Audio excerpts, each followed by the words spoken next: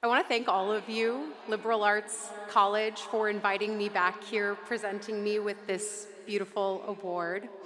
President Fitz, Dean Edwards, students, parents, I am beyond honored and humbled for this recognition as a distinguished alumni. I also appreciate this perfect opportunity to come back to New Orleans and pay my tab at Snake and Jake's. That needed to happen. Better late than never. Some of the best things in my life so far have happened because I came to this school. The friendships I most cherish, the realizations that have shaped my life, the time that I got into an elevator at 30 Rock and sang the Tulane fight song with Jerry Springer. Yeah, Jerry Springer, fellow alumni, Jerry. And it ended up on the local news. That really happened, 2013, right there, playing for all of you on the screen. No audio, apparently that is lost to time, but I can confirm that in that lost footage, we are in fact saying a hell of a hullabaloo. Wild things happen here, right? I mean, we are a school that builds its calendar around Mardi Gras. And I'm glad we do, because we lean into what makes us unique. We match the energy of our surroundings.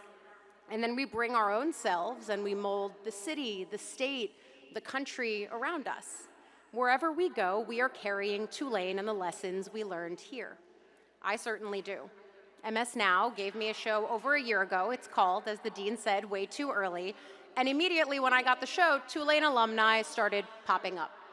Lawmakers, fellow reporters, bringing their individual expertise and necessary sense of humor too, were appropriate. In a sign of how things have changed for us since leaving Tulane, we were up way too early, not coming in way too late. But the reason I always look for Tulane alums, or even people who just love New Orleans, is because I really believe that this place is magic, and that it gave me the foundation for a lot of the great things I have in my life right now, things I didn't even know I wanted when I came here. In fact, when I came to Tulane in 2008, I thought I wanted to be somewhere else entirely. I was destined, I thought, to ditch New York for a southern city, not New Orleans, wearing, let's say, gold and black, not because of the Saints. And I applied early decision to that other school. And that school promptly rejected me. Ever determined, I appealed. I was rejected again. But you know what school told me? We want you? Tulane. Now, I like to think I'm smart, but I know that I am stubborn. So it took me some time to give up on my old dream. But as soon as I got to Tulane, any other idea of where I was meant to go to college disappeared. Part of it was discovering Boot Pizza, because, come on. But it was mostly because after just a few weeks here, I realized the power of being in a place where you are wanted, that extends enthusiasm and energy to match yours, that vibrates on your frequency. By admitting me in 2008, Tulane told me I was welcome here and I was enough. I could come as I was, but also that I could grow, I could learn, I could evolve, I could build here, I could rebuild, as this city has done time and again here. The energy that Tulane met me with was actually the first thing I noticed when I walked on campus. There is a sparkle to this place, an electricity that runs through it. In the same way that this community matched my energy and enthusiasm for the person I was still becoming, inviting me here as a part of the 2012 class, the more time I spent here and the more people I met, the more I realized that this place pulls in all different sorts of people who are driven by the same things. My friends here were curious, hardworking, hungry for new experiences, and any po' boy we could get our hands on. We prioritized success in the classroom, but we also realized that engaging with other people was essential. We wanted to build connections. I learned how to grow here as an individual, yes, but also as a friend, as a stakeholder in my community, as someone who wanted to build bridges to people I didn't know yet and deepen connection with those I did. The best days on campus for me were days that I could be giving a tour to prospective students, walking backwards, sometimes avoiding tripping, while authentically and organically saying hey to a dozen friends across the length of campus. And it's the same way that I think about my job now. Whenever I want to build a new source relationship, I say, I'm going to go make a new friend today. When I talk to politicians or do big interviews with people who mostly just want to be president, what keeps my nerves at bay is the idea that we are all just people.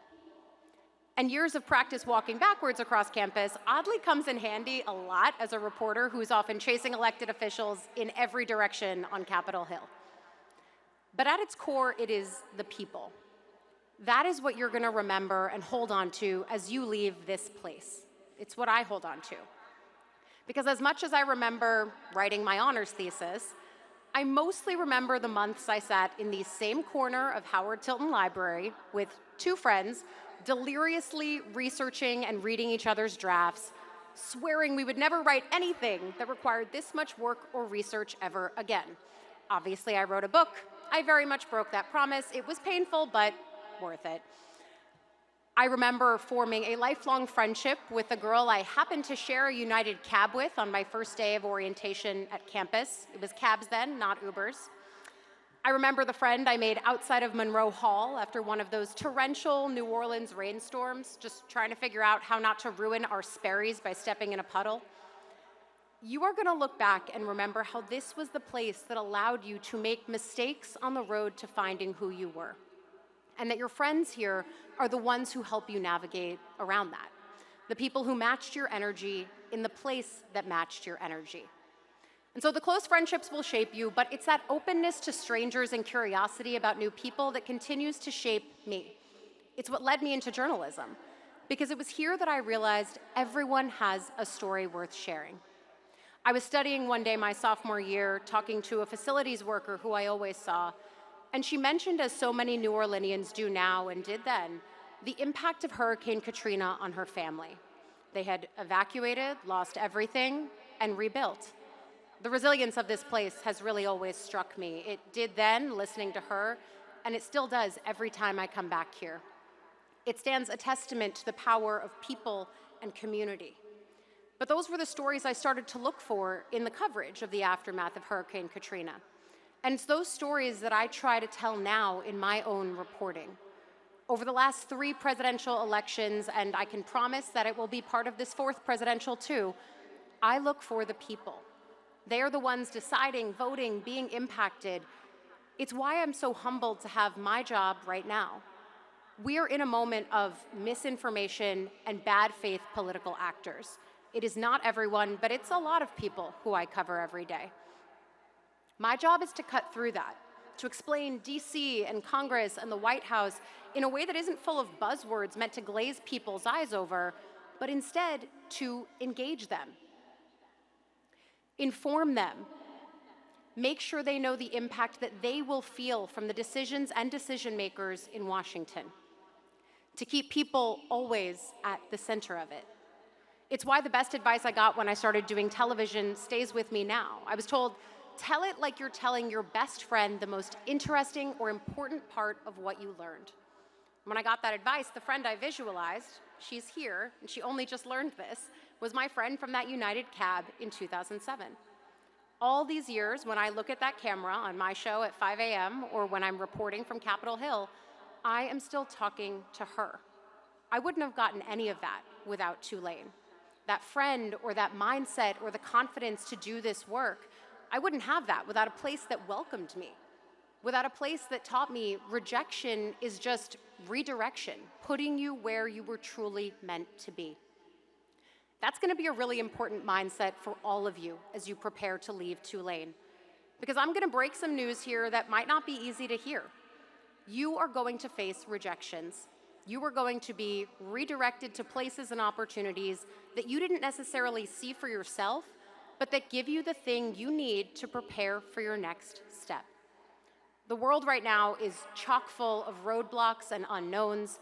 Many of you, I'm sure, are applying to jobs. You're questioning, what does AI mean for my future? When will I get a break with a potential employer? You've got this vision of the career you think you want, but no real map to get there.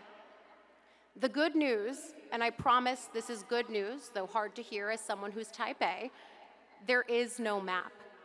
You are not behind on some invisible path that it might feel like everyone else is ahead of you on. The journey is truly your own, and there are no missteps. Your path is gonna zigzag and loop and then double back. That first job you get is important, yeah, but it's just step one. It is the first place that meets you where you are and allows you to launch from it into whatever it is you will do next. I tell people this all the time. I know how I got where I am right now, but the steps I walked will never get anyone to my job again because there was no map. It was preparation and work and doggedness meeting opportunity of circumstance. I walked through the best door open to me at the time, made the most of all the opportunities it gave me, and then thought what drives me most when I made my next choice. It's what I did here too. By keeping your minds open, staying curious, constantly taking in new information, that is how you will carve your path. My path isn't replicable, yours won't be either. It will be unique. And the better news is you are armed with an education as well as a community around you that you built here that will sustain and support you. A community that will keep building and nurturing, a community that will bolster your resilience amid rejection. You will jump at the chance to talk about this city to anyone who mentions it, and this is some advice that I will give you as you leave. Be the person who says, "Where are you eating?" when someone says they are going to New Orleans. And always be the person who asks, "Do you want to sing the Tulane fight song in an elevator?" Turns out I was destined for this southern city. I wear black and gold now because of the Saints. And if you ever run into me in an elevator, I will sing the Tulane fight song with you. It has been a hell of a hullabaloo. Thank you.